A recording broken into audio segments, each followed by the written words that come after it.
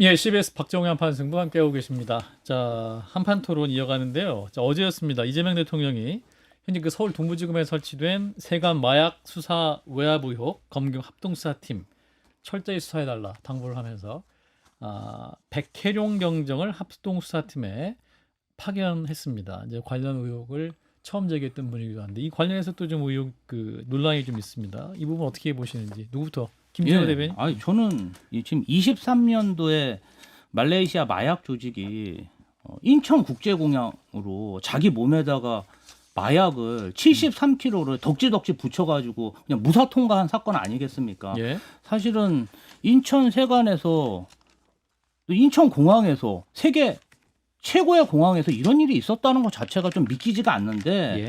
아직도 진상이 규명되고 있지 않다. 그런 면에서 보면은 그때 당시에 수사를 담당했던 그 수사팀장을 다시 수사팀에 보낸 것은 이상한 일이 아니다. 저는 백혜령 경정하고 뭐 이재명 대통령하고 특별한 관계가 있는 것도 아니지 않습니까? 관련해서 노하우도 가지고 있고 수사를 했기 때문에 예. 잘한 결정이다. 국민 입장에서는 빨리 이 마약 사건 해결됐으면 좋겠습니다. 매우 이상한 일이고요. 불법이에요. 그렇게 지시하면. 자, 일단 이른바 마약 수사에 관해서 외압이 있었다고 하면은 저는 그 진상을 철저하게 밝혀야 된다는 것은 동의합니다. 예. 그런데 이 백혜룡 경정이 뭘 주장하고 계신 분입니까? 본인이 수사과장으로 수사하다가 이거 외압 받아서 수사 못했다. 그러면은 직권남용의 피해자 또는 강요죄의 피해자라고 주장하고 계시는 분이잖아요. 예. 피해자는 스스로 수사관이 될 수 없어요.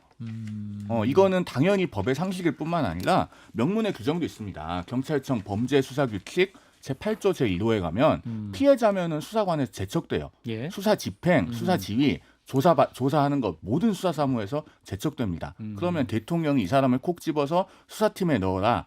직권남용 권리행사 방해가 돼요. 그리고 임은정 서울 동부지검장에게 지시를 했잖아요. 예. 법무부 장관도 개별 사건에 대해서는 검찰총장만 지휘해야지 그 밖에 검사나 검사장을 지휘할 수 없습니다. 예. 그러면 대통령도요. 법무부 장관에게 총장에 대한 지휘를 하라고 지시를 할 수는 있어도 다 모든 계통을 건너뛰어서 개별 검사장에게 직접 지휘를 할 수가 없는 겁니다. 예. 이것도 불법이에요. 그러면은 두 가지가 있습니다. 첫째, 대통령이 현행 법제가 어떻게 되어 있든 그냥 위법한 지시를 막 한다. 두 번째, 그런 지시를 대통령실이 공지했어요. 그러면은 지시를 하는데 법률적인 사안인데 그럼 민정수석실에서 체크도 안 하나. 그다음 대변인실에서 공지가 나가는데 내부적으로 그 공지문을 크로스 체크도 안 하나. 지금 대통령실의 기강이 엉망이라는 방증입니다. 장문 여사님. 이게 말씀하신 대로 피해자 지위라서 수사에 못 들어가면 그 해당 사건을 수사하는데 들여보냈을 때 그런 거예요. 이를테면 수사 외압에 대해서 피해자라고 주장하고 있는 거잖아요. 수사 외압과 관련한 사건이요. 직권남용 권리행사 방해죄로 수사 외압이 있어서 그게 수사가 불거지는데 백혜룡 경정을 넣는다. 이러면 안 되죠. 근데 이건 마약 수사예요. 마약 수사에 그냥 파생으로 내가 수사 외압을 당했다라고 해서 이건 별도의 사건이 펼쳐지고 있는 거고 수사 효율성 차원에서 이 사건이 왜 불거졌냐면요. 예. 마약 사범이 영등포 강력계를 찾아와요. 내가 진짜 마약을 끊고 싶은데 내가 마약 사범들이랑 같이 연루가 돼가지고 나 지금 끊질 못한다. 그래서 강력계 형사였던 백혜룡 경정이 추적해가지고 신빙성이 있는 거예요. 그래서 74kg 마약까지 이거를 포착한 거예요. 그런데 당장 첫 질문이 아니 어떻게 세관은 뚫었어? 어떻게 공항에서 나왔어? 그러니까 이 말레이시아 밀수단이 세관 직원들 도움을 받았어? 이런 거예요. 예. 물론 특정하고 이랬을 때 이 사람은 그날 근무 안 했는데 뭐 이런 부분이 있었단 말이에요. 그럼에도 불구하고 수사 효율성 의 차원에서 당연히 이 사람이 수사할 수 있는 거죠. 그리고 법무부 장관이 개별 사건에 대해서 검찰총장 수사 지휘할 수 있는데 그때 수사 지휘는 이를테면 누구 수사해라, 누구 압수수색해라, 누구 영장 청구해라 이런 부분이에요. 과거에 송도율 교수에 대해서 그랬어요. 예. 천정배 법무부 장관일 때 그게 댕단이 문제가 됐어요. 이런 개별 사안인데 큰 틀에서 마약 수사 답보 상태인데 열심히 해라. 이거 성과를 내야 되지 않겠느냐. 이게 위법이다. 동의하기 어렵습니다. 지시 내용에 수사검사를 추가하라는 게 있잖아요. 그리고 백혜룡 경정을 검경 합동수사팀에 받으라는 게 있잖아요. 예. 그러니까 개별 사건에 대한 구체적인 지시인 거예요. 그리고 대통령실 공지문을 제가 정확히 읽어드릴게요. 현재 서울 동부지검에 설치된 세관 마약 수사 외압 의혹 검경 합동수사팀 수사와 관련하여 이렇게 나갔습니다. 그러니까 예. 조금 전에 장 대변인께서 말씀하신 것처럼 별도의 사건이 아니에요. 백혜령 경정 본인이 피해자라고 주장하고 있는 그 사건에 대해서 수사를 하라고 열쇠를 쥐어준다는 겁니다. 이건 뭐하고 비슷하냐면 옛날로 치면 김대엽 씨가 병역비리 수사하는 거하고 똑같은 거예요. 반론 하시겠습니까? 아니면 계속 윤희석 대변인? 지금 나와 있는 그대로니까 송영훈 대변인이 말씀하신 대로 이거는 이재명 대통령의 지시가 드러내놓고 한 두 가지 관점에서 불법적인 성격을 분명히 지니고 있다 이렇게 생각을 하고 예. 정치적인 얘기를 한번 할게요. 자, 백혜룡이라는 분이 100번 양보해서 수사관으로서 참여할 수 있다고 해도 예. 이분이 지금 영등포 경찰서 형사 이과장의 직에서 물러난 이후에 각종 언론이나 유튜브에 나가서 했던 발언들과 어떤 태도, 그동안 민영사 사건에 연루되었던 것들을 과연 대통령께서 정확히 아셨다면 이 사람 이름까지 실명을 거론하면서 이례적으로, 그야말로 이례적으로 대통령실 대변인실의 서명 브리핑을 통해서 수사팀에 합류시키게 하지는 않았을 거예요. 무슨 얘기냐면 이분이요, 너무 허황된 얘기들을 너무 많이 퍼뜨리고 있어요. 이 수사 외압을 받은 것까지는 뭐 그렇다고 칩시다. 경찰 내부에서 이 사람보다 위에 사람이 전화해서 이거 이름 누구 관세청 관련한 사람 빼라 뭐 이랬다는 거 아니에요. 근데 그 위로 넘어가서 이것은 당시 한동훈 법무부 장관, 뭐 이원석 검찰총장 등이 공모하여 압수수색 영장도 못 나오게 하고 남부지검, 서울 남부지검에 설치되어 있던 그 수사검사들 조직도 7명에서 5명으로 폭파시켰다. 폭파하는데 어떻게 5명이 남아요. 뭐 이런 식의 얘기를 하면서 결국 이런 과정에서의 트러블이 윤석열 대통령의 계엄 선포로 이어졌다. 이런 얘기까지 한단 말이에요. 이런 분을 제대로 보고가 안 되는 것 같아요. 제가 볼 때는. 이재명 대통령이 이것까지 아시고 백혜룡이라는 분을 얘기했을 리는 없고 아마도 옆에서 뭔가 그 당시에 돌았던 밭글 같은 거를 짜깁기 해서 보고서를 올렸던지 아니면 알고도 대통령 하시니까 그냥 놔두자. 이거 굉장히 걱정되는 얘기예요, 진짜. 이렇게 가면 대통령실 이런 식으로 가면요. 정말 큰일입니다, 김주호 대변인님. 네. 그 두 가지 부분인데요. 첫 번째는 그 대변인실에서 공지한 부분, 의혹까지 뭐 수사하는 팀으로 배치했다. 이 부분은 제가 봤을 때는 실제 법무부하고 검찰에서 그렇게 배치했을까 그런 생각이 들어요. 대통령이 바로 동부지검에 지시하는 건 아니잖아요. 어차피 법무부 장관을 통해 갖고 지시를 해야 되는데 네. 아마도 말씀하신 대로 문제가 있는 부분은 상당히 완화가 되든지 수정이 돼서 지시가 됐을 것이고 예. 대변인실에서 만약에 오류가 있다면 이 부분은 좀 수정하는 게 맞다 이런 생각이 들고요. 그 백혜령 경정이 남부지검 형사 6팀을 폭파했다. 이 얘기는 23년 9월 달까지 그 남부지검 그 마약 수사팀하고 본인이 수사 잘 했는데 예. 9월 달에 검찰에 인사가 있었답니다. 근데 10월 달에 갑자기 거기에 있는 부장검사랑 뭐 담당 검사들을 다른 데로 보냈다. 그래서 이게 사실은 그때 당시 이원석 검찰총장 그리고 더 나아가서 법무부 장관이 수원 남부지검에 일을 잘하고 있는 그 말레이시아 마약 검사 팀을 폭파한 게 아니냐. 이제 이런 의혹을 제기한 건데 제가 봐서는 그 한동훈 법무부 장관 관련해서는 뭐 팩트는 없는 얘기예요. 그냥 자기 생각을 얘기하는 거예요. 백혜령 경정이 예, 제가 봐도 그거는 의혹제기다? 자기는 의혹제기인데 그래서 마치 조금 뭐 그거 한동훈 법무부 장관 그때 당시에 마약 수사에 관여했다. 그런 의미는 아닌 걸로 그래서 제가 이분이 보입니다. 너무 이거를 반복하니까 예. 민형사상의 조치를 취했어요. 그런데도 계속 반복을 해서 이게 지금 누적이 돼 있단 말입니다. 지금 민형사 사건에 이분이 걸려 있단 말이에요. 근데 이런 분을 이런 상태를 아마 모르신 것 같아요, 대통령께서. 제가 더 한 말씀 드리면요. 예. 한동훈 전 법무부 장관은요. 예. 제가 출연한 방송 PD도 그 대표 때 민사 소송을 하신 분입니다. 그 민형사상 조치를 너무 많이 하신 분이에요. 뭘 너무 많이 해요? 아, 저도 그 혹시 그 PD가 열린공감TV입니까? 아닙니다. 어느 PD를 YTN입니다. 그 PD한테도 어떤 거 민사 관련해서 소송을 그래요? 당 대표 때 하신 분이에요.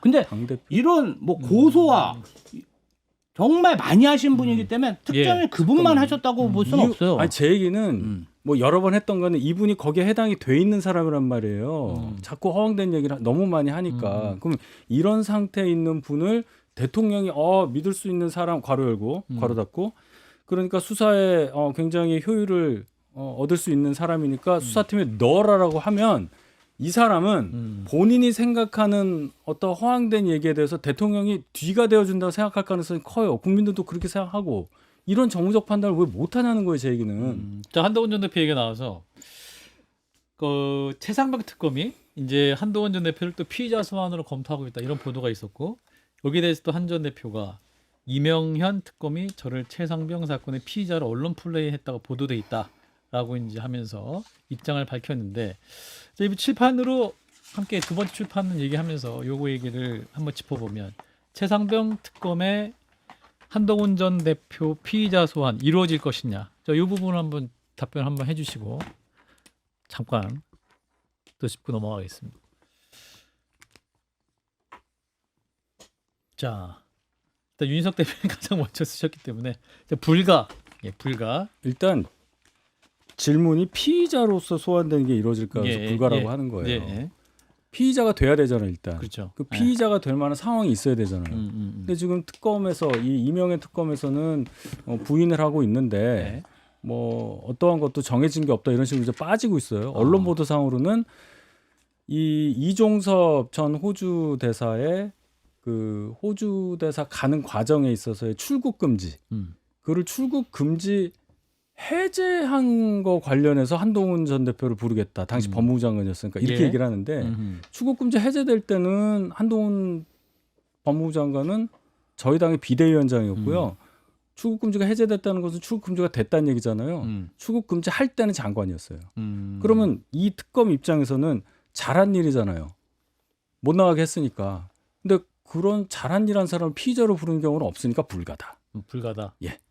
장 변호사님은? 한동훈 전 장관이 받고 있는 혐의가 그게 아닙니다. 그거는 박성재 전 장관이 받고 있는 혐의예요. 오늘도 한 매체에 그런가요? 나와서 아니 내가 그때 장관도 아니었고 나는 출국시키는데 반대했다라고 이야기하시던데 아니요. 지금 받고 있는 혐의는 기사를 보면 그 당시에 법무부 장관이었어요. 런종섭이라는 멸칭이 왜 생겼습니까? 정말 군인을 호주 대사로 보낸 전례가 없거든요. 예. 그런데 사실상 면책 주려고 해외에 나가 있게 하려고 그런데 최소한의 인사검증은 거쳐야 되잖아요. 한동훈 전 장관 때 법무부의 인사검증 시스템을 가져왔습니다. 그러면서 인사검증 관리단에서 이종섭 전 장관에게 호주 대사로 가도 된다라는 스크리닝을 해준 거예요. 거기에 모종의 연관고리가 없는 것인지 대통령 내지는 대통령실과 예. 이걸 들여다보겠다는 거예요. 그렇다면 이게 일맥상통하는 부분이 있잖아요. 연장선상에서 먼저 그 당시에 초대 법무부 장관인 한동훈 장관이 어쨌든 인사검증을 해줬고 그 뒤에 박성재 전 장관은 출국금지 해제까지 해줬으니 이 부분과 관련해서 2명을 피의자로 입건해서 들여다보겠다는 거거든요. 저는 법무부 장관 하셨던 분이라면 나와서 죄가 없으면 없다고 말씀하셔야 된다고 생각합니다. 그 말씀하시면서 굉장히 논리적으로 모순된다고 생각 안 하시는지 모르겠어요. 자, 한동훈 장관이 장관 재직 시절에 이종섭 전 국방장관이 호주 대사로 법무부 인사검증관리단에서 인사검증을 받고 있다는 걸 알았다고 칩시다. 예. 그리고 이 사람을 빨리 호주로 나가게 해줘야겠다라는 생각을 갖고 있다고 해요. 그러면은 본인이 장관 재직 중일 때 출국금지를 풀어주지 뭐하러 그걸 내버려 두고 그냥 자기는 비대위원장 옵니까? 이상하지 않아요? 그러니까 법률가들은요 공론장에서 범죄 혐의에 대해서 이야기할 때는 이런 기본적인 논리적인 의문에 대해서 답을 할 수 있어야 돼요. 저는 이명현 특검이 이런 부분에 대해서 최소한의 답도 못하면서 언론 플레이만 하고 있다고 생각합니다. 그다음에 난 놓고 기억자도 모른다라고 제가 쓴 이유는 예. 법무부에 가면요 위임 전결 규정이라고 하는 게 있어요. 그 출국 금지는 일반 사안은 과장 전결이고 중요 사안은 출입국 관리 본부장 전결입니다. 그 위임 규정에 보면 다 나와 있어요. 법률가들이 이런 것도 안 보고 얘기하면요. 사실은 이게 변호사들이나 판사 검사들끼리는 되게 창피한 거예요. 이러면 안 돼요, 사실은. 이건 수준 문제입니다. 그다음에 마지막으로 제가 하나만 덧붙이면 그 인사검증관리단에 관해서 한동훈 전 장관은 법무부 장관 시절부터 국회에서 답변을 한 게 있습니다. 차이니즈 월이라고 해서 내부에 일종의 예. 업무상의 장벽을 세워놔서 인사검증관리단은 나한테 보고를 안 하고 그 결과를 바로 보내게 되어 있다. 그러니까 본인도 몰랐다는 답변을 이미 과거에 장관 재직 시절에 한 바가 있습니다. 예. 자, 제가 김준호 볼 때는 특검은 한동훈 전 대표에게 큰 관심이 없는데 본인이 좀 이 상황을 더 키우고 있는 게 아닌가 이런 생각이 들고 피의자라고 언론이 그렇게 쓰는 것은 과거에 누군가가 박성재 법무부 장관과 한동훈 장관을 공수처에 고발을 한 모양이에요. 그러면 그 고발 사건이니까 피의자 아닌가 이런 거고 특검에서 조사하는 그 내용을 보면은 예. 박성재 법무부 장관이 이러이러한 행위를 한 것과 그전 한동훈 장관이 또 법무부 장관을 했던 것을 좀 비교하려고 조사를 해볼 수도 있지 않나 뭐 그런 계획은 있을지 모르는데 아직까지 특검에서 한동훈 전 대표에 대해서 소환 계획이나 소환 일정이 공지된 게 없습니다. 박성재 전 법무부 장관한테는 지금 조율 중이라고 그러더라고요. 예. 그런데 뭐 아직 구체적으로 나온 것도 없는데 본인이 막 특검을 이렇게 공격하고 여러 가지 얘기하는 게 저는 좀 잘 이해가 그러니까 언론 안 갑니다. 보도도 잘못된 것이다.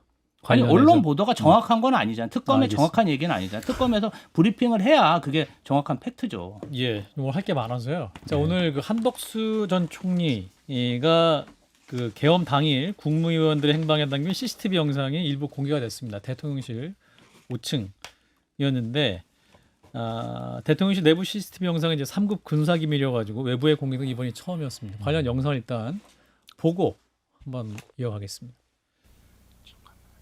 예, 오늘 이제 법정에서 했던 장면을 이제 검사들이 공개를 했습니다. 대통령실 5층 대접견실 장에 당시 이제 조태열, 조태용 전 장관, 국정원장들이 문건을 지쳐먹어 이제 퇴실하는 장면들 이었는데요. 일단 피고인을 포함한 참모들이 이제 집무실에서 윤석열 전 대통령에게 비상계엄 문건을 그런데 들고 이때 국무위원들 간에 서명을 해야 한다는 의견과 할 수 없다는 의견이 나뉘어 의견 충돌이 발생했고 이 장면은 그 최상목 장관 등이 서명을 할 수 없다며 부서를 권유하는 피고인을 향해 격앙된 채 말하는 모습입니다. 예, 이제 검사가 재판장에서 설명하는 장면까지 이제 화면을 통해 보셨습니다. 자, 요즘은 결국 이제 한덕수 전 총리가 계엄 상황에서 굉장히 뭐랄까 적극적인 역할을 한 것을 볼 수 있는 정황이다라는 CCTV 내용인 것 같습니다. 어떻게 보셨는지 장 변호사님 또 부끄럽죠. 부끄럽습니다. 이런 CCTV가 있는 줄 몰랐으니까 국민 앞에 헌재 앞에 국회 나와서 거짓말을 했던 거예요. 딱 걸리니까 위증죄는 인정합니다. 고의만 없었을 뿐이에요라고 하고 구속을 면했습니다. 이게 윤석열 정부의 민낯이었던 거예요. 오늘 이 법정 참관했던 기자가 딱 잡아댔지만 결국에는 딱 걸린 그들 이렇게 표현을 했더라고요. 정말 부끄럽고 국민의 한 사람으로서 참담하다고 생각합니다. 자, 윤석 대변인. 예, 저도 오랜만에 장윤미 대변인하고 똑같은 생각을 갖게 됐어요. 정말 부끄럽고요, 저도. 영상으로 보니까 더 다가와요. 그동안 한덕수 전 총리가 하셨던 발언의 내용을 기억을 하잖아요. 예. 특별히 저는 방송을 하도 많이 나가서 뭐라고 하셨는지 다 기억을 하는데, 예. 참 사람 속은 아무도 모른다. 예, 그 정도로 하겠습니다. 그러니까 법정에서 이제 굉장히 오랜 시간 저 CCTV를 틀어놨고 그 계엄 관련 문건 여러 것을 이제 한덕수 전 총리가 보고 또 장관들과 대화하는 장면이 나오거든요. 근데 한덕수 전 총리가 핵심적으로 말했던 게 계엄 문건이 못 봤는데 네. 집에 와보니까 뒷주머니 있었다는 거 아니에요. 그러니까 그거 자체로도 이제 국민들로서 굉장히 당황스러운 장면이 될 수 있을 것 같습니다. 송영원 님. 참담한 일입니다. 예. 그리고 한덕수 총리가 애초부터 본인에게 주어진 그 역사적 책무를 잘 인식하고 일단은 계엄을 잘 말렸어야 되고 말리지 못했다면 적어도 국민 앞에서 정직했어야 된다라는 말씀을 당연히 드리지 않을 수가 없어요. 그리고 지금 현재 한덕수 전 총리가 처해 있는 상황에 대해서 본인이 그런 정직하지 못한 부분 때문에 자초한 측면이 있으니 이것에 대해서 억울하다고 말할 계제는 아니지 않나라는 생각이 듭니다. 예, 일단은 CCTV 화질이 예. 너무 또렷해서 제가 좀 깜짝 놀랐고요. 정말 한덕수 전 총리는 국민의힘의 대선 후보로까지 진짜 대선을 뛸 수도 있었던 그런 상황이었잖아요. 예. 근데 진짜 어쩔 뻔했나 이런 생각이 들어요. 그 12월 3일부터 5월까지 얼마나 많은 거짓말을 하고 정말 이 부분 관련해서는 진짜 정말 기가 막힙니다. 만약에 저 CCTV가 없었으면 계속 거짓말했을 텐데 예. 국민 입장에서는 제가 뭐 모란시장 돌 때도 많은 분들이 이거 내란 관련해서 확실히 뭐 결판 내라 결판 내라 결판 이런 얘기 많이 들었거든요. 분통 터지는 일입니다. 그래서 저도 어쩔 뻔했나 하는 생각이 들어서 그 대선 후보가 되지 않도록 막아주신 우리 국민의힘 당원들의 선택에 참 감사한 마음이 새삼 듭니다. 예, 그러니까 이제 재판장에서 판사가 이제 질문을 추가로 하죠. 그래서 국무총리로서 당시 개헌 문구를 보고 국민들을 위해서 무슨 조치를 했느냐라고 이제 질문을 재판장에서 하는데 그 부분에서는 또 한덕수 총리가 구체적으로 답변을 못했다라는 그런 부분이 있는 것 같습니다. 여기까지 짚도록 하겠습니다. 자, 오늘 한판 토론 함께해 주신 분 유진석 전 대변인 그리고 장미 변호사, 김지호 더불어민주당 대변인 그리고 송영훈 전 국민의힘 대변인 네 분 고맙습니다. 감사합니다. 감사합니다.